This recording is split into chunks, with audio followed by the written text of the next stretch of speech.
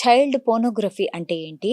అసలు ఇది చేసిన తర్వాత వాళ్ళకి శిక్షలు ఎలా ఉంటాయి? చైల్డ్ పోర్నోగ్రఫీ అంటే మనకు తెలుసు, పోర్న్ వీడియోస్ తీయటం, అశ్లీల దృశ్యాలు. చిత్రాలు. అంటే బ్లూ ఫిల్మ్స్ కానీ వాళ్ళ మీద సెక్షువల్ గా వాళ్ళని ఉపయోగిస్తూ, ఒక సెక్స్ కార్యక్రమంలో వాళ్ళని ఉపయోగిస్తూ, అంటే వాళ్ళు చాలా వల్నరబుల్ సెక్షన్ పిల్లలు వచ్చేటప్పటికి వాళ్ళ మీద వాళ్ళకి ఏం జరుగుతుంది అనేది కూడా వాళ్ళకి తెలీదు. వాళ్ళని మభ్యపెట్టి కూడా కొన్ని వీడియోలు తీయొచ్చు.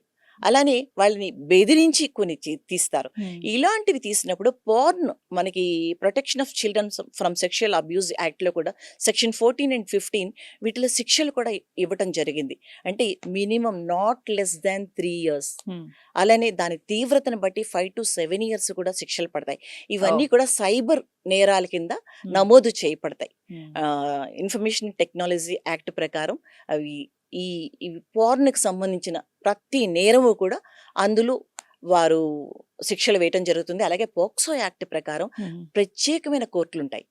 ఆ కోర్టుల్లో కూడా ఈ కేసులను తీసుకోవటం, వారికి శిక్షించటం జరుగుతుంది. రైట్. అయితే నేనేం చేయలేదు, ఎవరో ఫోటో పెట్టారు, దాన్ని నేను జస్ట్ షేర్ చేశాను అంటే అతనికి కూడా శిక్ష పడుతుంది, రైట్? డెఫినెట్లీ అండి. సో ఇది కనుక్కోండి. తెలిసినా తెలియకపోయినా వారు ఫార్వర్డ్ చేసిన, ఈ మధ్య లేటెస్ట్ మన జడ్జిమెంట్స్ ప్రకారం సుప్రీంకోర్టు ఇచ్చిన అనేక రకాలైన గైడ్ లైన్స్ ఉన్నాయి. తెలిసి చేసినా తెలియక చేసినా ఒక ఇన్నోసెంట్ అంటే ఒక పిల్లల విషయంలో ఏది చేసినా నేరమే అవుతుంది. ఈవెన్ మనకి మీడియాలో కూడా మనం చెప్తూ ఉంటాం, పిల్లల ఫేసులు ప్రచురించకూడదు, వాళ్ళ విషయంలో వాళ్ళకి సంబంధించిన వ్యక్తిగత విషయాలు ఏవి కూడా ప్రచురించకూడదు అని చెప్తుంటారు. తెలిసి చేసినా తెలియక చేసినా పిల్లల విషయంలో ఏది ప్రచురించినా లేదా ఫోటోస్ గానీ మనం చూస్తుంటాం, వాట్సాప్ లో ఫార్వర్డ్ చేసేస్తుంటాం. ఫార్వర్డ్ చేసినా గానీ చట్టపరంగా వాళ్ళు శిక్షకి లోనవటం జరుగుతుంది. సో ఫర్ ఎగ్జాంపుల్ ఇప్పుడు అమ్మాయి మైనర్ అయ్యుండి అబ్బాయి మేజర్ అయ్యుంటే, ఈ మధ్య కాలంలో మనం పేర్లు చెప్పొద్దు కానీ ఒక ఇన్సిడెంట్ జరుగుతుంది, ఇప్పుడు చర్చ అయితే జరుగుతుంది. సో అలాంటి కేసుల్లో శిక్ష ఎలా ఉంటుంది? 18 years లోపల వాళ్ళకి భారతీయ న్యాయ సంహిత ప్రకారం చూసిన, పోక్సో చట్టం ప్రకారం చూసిన ఇది నేరం. బికాస్ 18 years లోపల మన చట్టం చెప్తుంది 18 ఏళ్ళు లోపల అంటే పరిపక్వత లేని వయస్సు అని. సో ఆ వయసులో ఆమె విల్లింగ్గా వెళ్ళినా గానీ 20 ఏళ్ళు నిండిన అతను అంటే ఆ అబ్బాయికి మెచ్యూరిటీ ఉంటుంది కదా, సో అతను నేరస్తుడవుతాడు. అబ్బాయి నేరస్తుడు డెఫినెట్ గా. ఇది అందువల్లనే ఎందుకంటే చెప్తున్నాము, చాలా దగ్గరలో అవేర్నెస్ అనేది ఇంపార్టెంట్ చెప్తున్నాం. కొంతమంది ఇన్నోసెంట్ కూడా శిక్షింపబడుతున్నారు. అంటే తెలియక ప్రేమ పేరుతో వెళ్ళి హద్దులు మీరటం వలన, ప్రేమ వరకు ఓకే, బట్ శారీరకంగా ఎప్పుడైతే వీళ్ళు రిలేషన్షిప్ పెట్టుకుంటారో అది చట్టరీత్యా నేరం అవుతుంది. అలాంటి నేరంలో మరి పార్టిసిపేట్ చేసినప్పుడు డెఫినెట్ గా ఆ అబ్బాయికి 10 సంవత్సరాలు తక్కువ కాకుండా శిక్ష పడుతుంది. ఒక సెక్షువల్ అబ్యూస్ చేసినట్టే అవుతుంది. మేడం, ఫర్ ఎగ్జాంపుల్ ఇద్దరు మైనర్లే అయితే అప్పుడు తల్లిదండ్రులకి దీంతో అబ్జెక్షన్ అయితే, అంటే ఇద్దరికి అంగీకారం అయినా కూడా ఒక రిలేషన్షిప్ కంటిన్యూ చేస్తుంటే పేరెంట్స్ కి అంగీకారం లేకుండా వాళ్ళు ఏదైనా కేసు చేస్తే దీన్ని చట్టం ఎలా తీసుకుంటుంది? దీంట్లో ఎవరు నేరస్తురు? మీరు అనేది ఇద్దరు మైనర్లు సెక్షువల్ గా ముందుకు వెళ్ళుంటే వారికి అప్పుడు అంటే మనకి juvenile justice care and protection act ప్రకారము 2015లో ఇది అమెండ్మెంట్ చేయటం జరిగింది. ఎప్పుడైతే హీనస్ క్రైమ్స్ అంటే 15 years దాటిన అబ్బాయి ఒక అంటే హీనమైన చర్య చేసినప్పుడు, తప్పుడు చర్య చేసినప్పుడు, సెక్షువల్గా ఎవరినైనా హింసించినప్పుడు ఆ అబ్బాయికి శిక్ష పడుతుంది. అంతేగాని వీళ్ళిద్దరూ కూడా పార్టిసిపేట్ చేసి దానికి కరెక్ట్గా ఎవిడెన్సెస్ కూడా దీనికి చాలా ఇంపార్టెంట్. దానికి కరెక్ట్గా ఎవిడెన్సెస్ ఉన్నప్పుడు కౌన్సిలింగ్ చేయించడం జరుగుతుంది. ఇద్దరు మైనస్ అయినప్పుడు ఆ అబ్బాయి ఈ అమ్మాయిని బలవంతంగా తీసుకుని వెళ్ళిపోయి సెక్షువల్ అబ్యూస్ చేసినట్లయితే డెఫినెట్గా పెద్దవాళ్ళని ఎలా అయితే ట్రై చేస్తారో అదే విధంగా ట్రయల్ చేసి వారికి శిక్షించడం జరుగుతుంది. అదే పిల్లల విషయంలో ఇద్దరు మైనర్స్ తెలియక ఏదైనా పొరపాటు చేసినప్పుడు వాళ్ళకి ఈ అబ్బాయిని juvenile justice care and protection act ప్రకారం అబ్జర్వేషన్ హోమ్స్ లో పెట్టడం జరుగుతుంది. వాళ్ళకి కౌన్సిలింగ్ చేయించటం, ఎమోషనల్గా కానీ అంటే వీళ్ళకి ఏంటంటే అండి, మెంటల్ డిజార్డర్స్ అనగానే ఎమోషనల్గా మెంటల్ హెల్త్ ఎలా ఉంది అనేది కూడా చాలా ఇంపార్టెంట్. సో దాన్ని ఒక కౌన్సిలర్ని పెట్టి ఆ అసెస్మెంట్ చేయిస్తారు. వీళ్ళిద్దరూ అంటే ఇది ఫ్యాంటసీసా? ఏంటి చిన్నపిల్లలు రీజన్ వాళ్ళ ఏంటి? వయస్సు తెలీదు. వాళ్ళ వయసులో వాళ్ళకి ఏం జరుగుతుంది తెలీదు. అలాంటప్పుడు జరుగుతున్నాయా?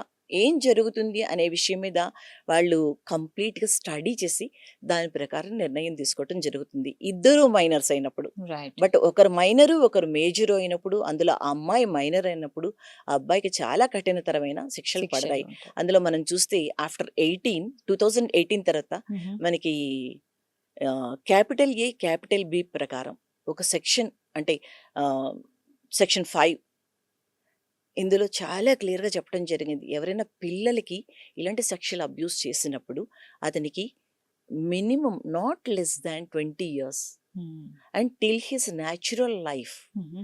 అంటే ఆయన జీవించి ఉన్నంత కాలం జైల్లో జీవిత ఉండాలి. కారాగార శిక్ష. ఇలాంటి శిక్షలు కూడా పడతాయి. మ్మ్. అందువల్లనే ఈ అబ్యూజ్‌ని 4, 5 రకాలుగా డిఫైన్ చేయటం జరిగింది. పోక్సో ప్రకారం అసలు అబ్యూజ్ అంటే ఏంటి? మ్మ్. సెక్షువల్ అబ్యూజ్ ఏంటి? సెక్షువల్ హరాస్మెంట్ ఏంటి? పెనిట్రేటివ్ సెక్షువల్ అసాల్ట్ ఏంటి? మ్మ్. సెక్షువల్ అసాల్ట్ ఏంటి? అంటే కొన్ని తాకి మ్మ్.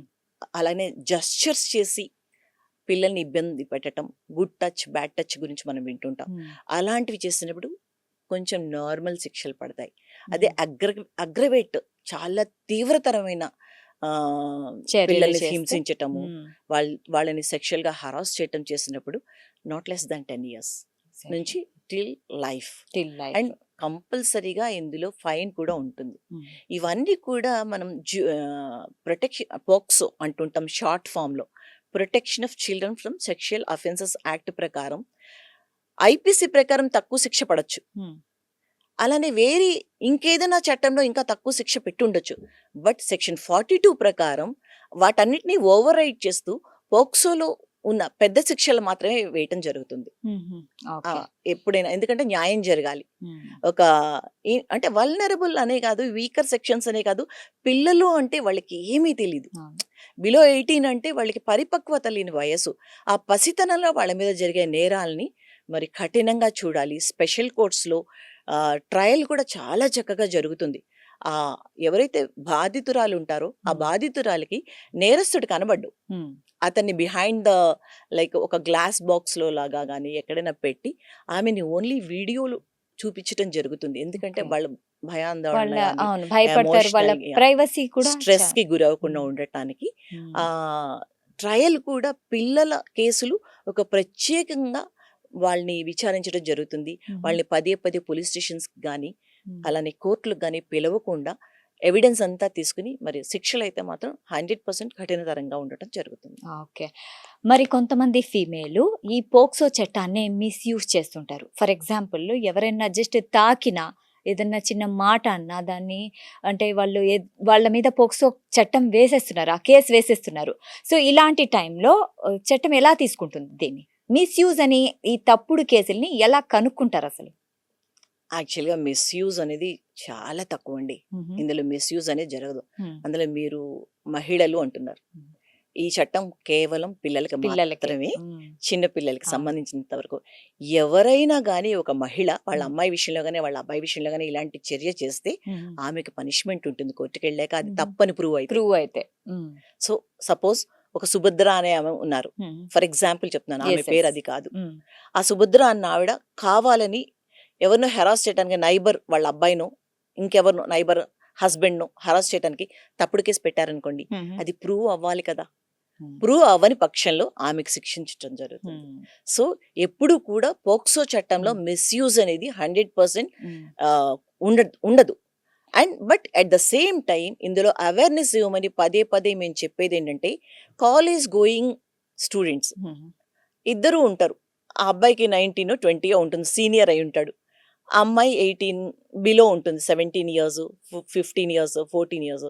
లవ్ అంటూ వెంట పడతారు. వీళ్ళు అవేర్‌నెస్ లేకపోవటం వలన ఈ అబ్బాయి ప్రేమ అనుకుని ఆ అమ్మాయి వెంట వెళ్ళిపోవటం. ఆ అమ్మాయి నన్ను బయటకు తీసుకెళ్ళకపోతే నేను ఏదో మ్మ్. చేసేసుకుంటాను. నీ ఇష్టం, నువ్వే లోకం, నువ్వే ఎవ్రీథింగ్ అంటుంది.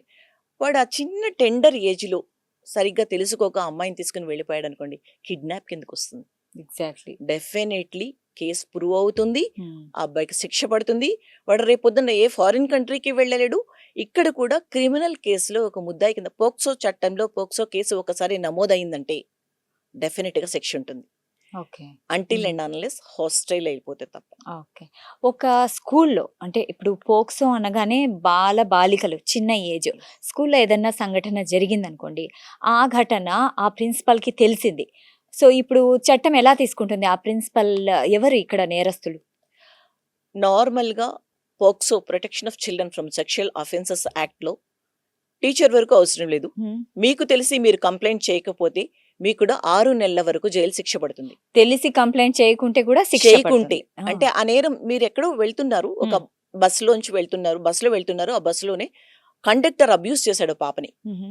అది మీరు చూశారు. హ్మ్. చూసి చూడనట్టు ఊరుకున్నారు. ఆ తర్వాత ఆ పాప కంప్లైంట్ చేసింది. చేసినప్పుడు పలానా అక్క అక్కడ ఉన్నారు, ఆ అక్క పేరు ఇది, హ్మ్. ఆ రోజు బస్సులో వచ్చారు అని ఏదో చెప్పింది. సో అప్పుడు మిమ్మల్ని పిలిపించడం జరుగుతుంది. అవును నాకు తెలుసు, నేను చెప్పలేదు, నేను పట్టించుకోలేదు అంటే అది చాలా నేరం అవుతుంది. ఎగ్జాక్ట్‌లీ. 6 మంత్స్ తక్కువ కాకుండా శిక్ష పడుతుంది. ఇందాక మీరు చెప్పినట్లుగా హ్మ్. ఒక స్కూల్లో హ్మ్. ఇన్స్టిట్యూషన్ అంటాం మనం. స్కూల్ గానీ, హాస్టల్స్ గానీ ఇలా ఏదైనా institutional head of the department, teachers లేదా కోచ్ లేదా స్పోర్ట్స్ సార్ ఎవరైనా గానీ ఈ అబ్యూస్ గురించి తెలిసి ఆ అబ్యూస్ గురించి కంప్లెయింట్ ఇవ్వని పక్షంలో వాళ్ళకి నాట్ లెస్ దాన్ 1 ఇయర్ హ్మ్. మినిమం జైలు శిక్ష, అలాగే జరిమానా కూడా ఉంటుంది. సాక్షి టీవీ ప్రసారాలను నిలిపివేయడం చట్టరీత్యా నేరం.